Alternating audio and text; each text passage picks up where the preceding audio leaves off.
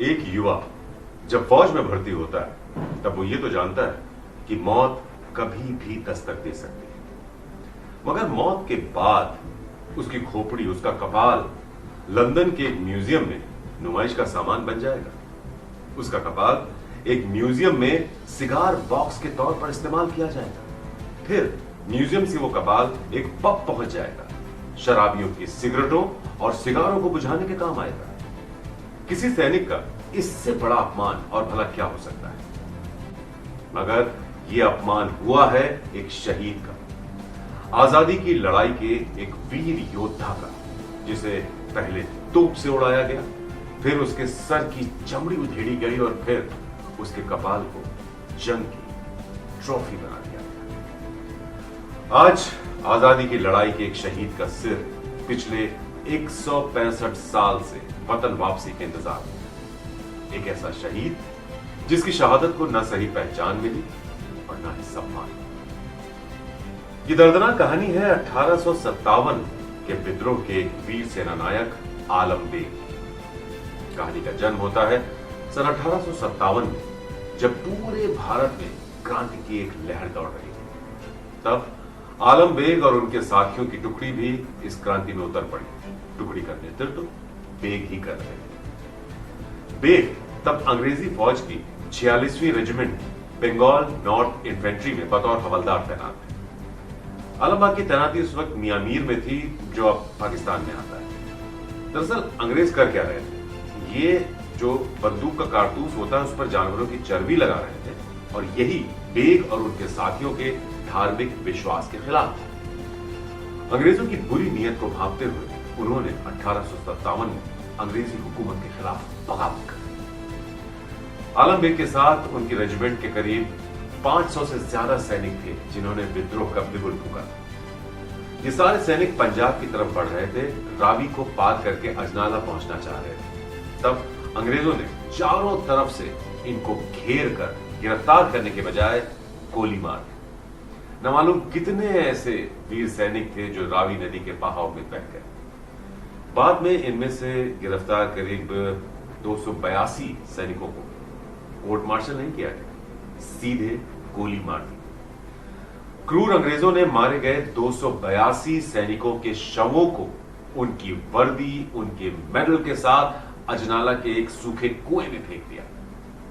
किसी को पता ना चले, कोई वहां से महक ना उठे, बदबू ना आए। तो कहते यह है कि उन्होंने चूना और कोयला कुएं के ऊपर डालकर कुएं को ढक दिया। बहरहाल 2014 में जब पंजाब के अजनाला में एक कुएं से ये नरकंकाल मिले, पड़ताल हुई, तब इस जघन्य वारदात का खुलासा हुआ। विद्रोही सैनिकों के मुखिया आलम बेग ही थे, और वही थे जो सिर्फ जिंदा बचे। गिरफ्तार कर लिया गया। बाद में आलम बेग को सियालकोट में तोप से उड़ा दिया गया और उनके कपाल को वॉर ट्रॉफी, जी हां, जंग की एक ट्रॉफी के तौर पर ब्रिटेन ले जाया गया। 1911 में ब्रिटेन का एक अखबार था द स्फीयर, उसने एक चौंकाने वाला खुलासा किया। उसने बताया कि व्हाइट हॉल के म्यूजियम में बेग के कपाल को एक सिगार बॉक्स के तौर पर इस्तेमाल किया जा रहा है। बाद में यह कपाल पता नहीं कैसे यहां से कैंट के एक पब द लॉर्ड क्लाइव पहुंच गया। 1963 में जब ये पब किसी और ने खरीदा, तब उन्हें यह कपाल पब के स्टोर रूम में मिला। जो पब के नए मालिक थे, पति पत्नी, ये दरअसल पुराने मालिकों के ही रिश्तेदार थे, जिन्हें बाद में ये पब मिला। तो शुरू में जैसा अंग्रेज हमेशा करते हैं, इन मालिकों ने भी, नए मालिकों ने भी इस कपाल के साथ फोटो खिंचवाई, पर बाद में इसे छुपा दिया।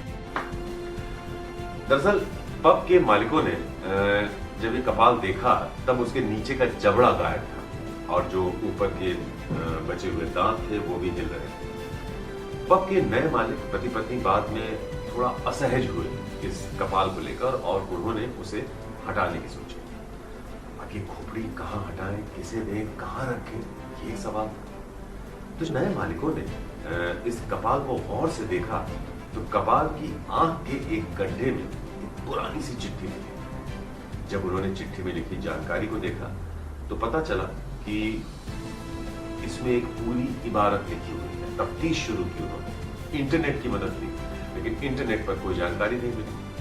तब फिर उन्होंने डॉक्टर वैगनर से, डॉक्टर किम वैगनर से संपर्क किया। डॉक्टर वैगनर लिखते हैं कि उन्हें 2014 में एक ईमेल मिला इस खोपड़ी के बाबत, और वो दरअसल पहले भी एक जाना माना नाम थे जो कॉलोनियल शासन था उसके बारे में शोध करते आए थे, पढ़ाते आए थे, इसीलिए पति पत्नी ने उनसे संपर्क किया।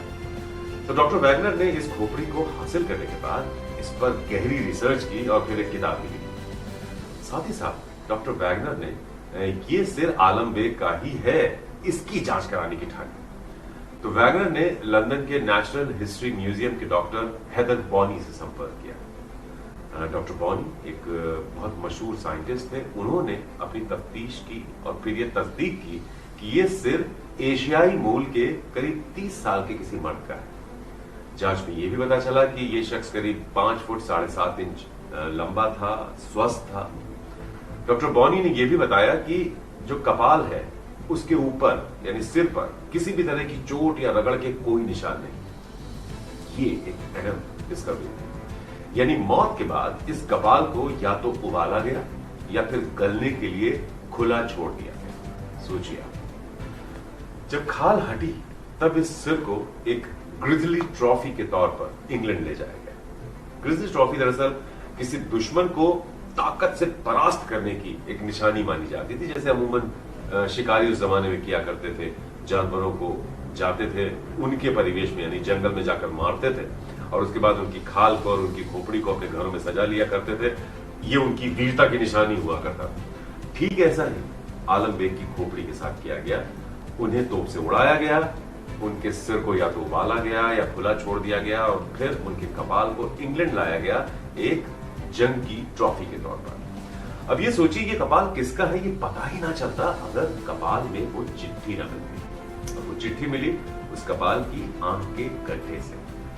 तो जो आंख में ये चिट्ठी थी, ये अनगली सी चिट्ठी थी, उसी से बाद में ये क्लियर हुआ कि ये सिर आलम बेग का है। चिट्ठी में लिखा था कि बेग 1857 के विद्रोह में एक प्रमुख लीडर थे और चिट्ठी की जो लैंग्वेज थी, भाषा थी, उससे साफ था कि लिखने वाला आलम बेग से किस कदर नफरत करता था। चिट्ठी में बेग पर एक स्कॉटिश मिशनरी परिवार को मारने का भी आरोप लगाया गया।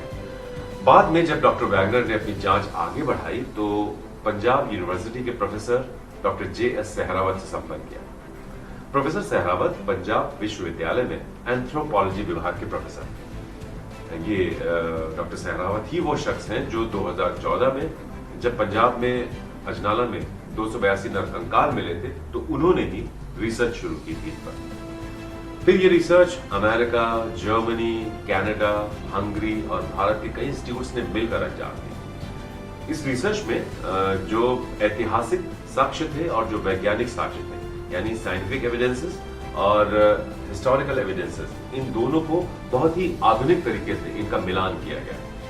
बाद में इस संयुक्त रिसर्च में यह दावा किया गया कि ये 282 नरकंकाल आलम बेग की रेजिमेंट के ही सिपाहियों के थे। अकेले इनमें सिर्फ आलम बेग ही जिंदा बचे थे, जिन्हें जैसा हमने आपको बताया तोप से उड़ाया गया और बस यहीं से शुरू हुई एक शहीद के कपाल की नुमाइश। मौजूदा समय में यह कपाल डॉक्टर वैगनर के पास ही है और इसे वो ससम्मान दफनाना चाहते हैं। डॉक्टर वैगनर खुद भी बेग के कपाल को वापस भारत भेजने की पैरवी कर रहे हैं। डॉक्टर वैगनर चाहते हैं कि यह कपाल भारत पाकिस्तान की सीमा पर कहीं दफनाया जाए। अब प्रोफेसर सहरावत ने भी डॉक्टर वैगनर को चिट्ठी लिखकर इस खोपड़ी को वापस भारत भेजने की उनसे गुजारिश की।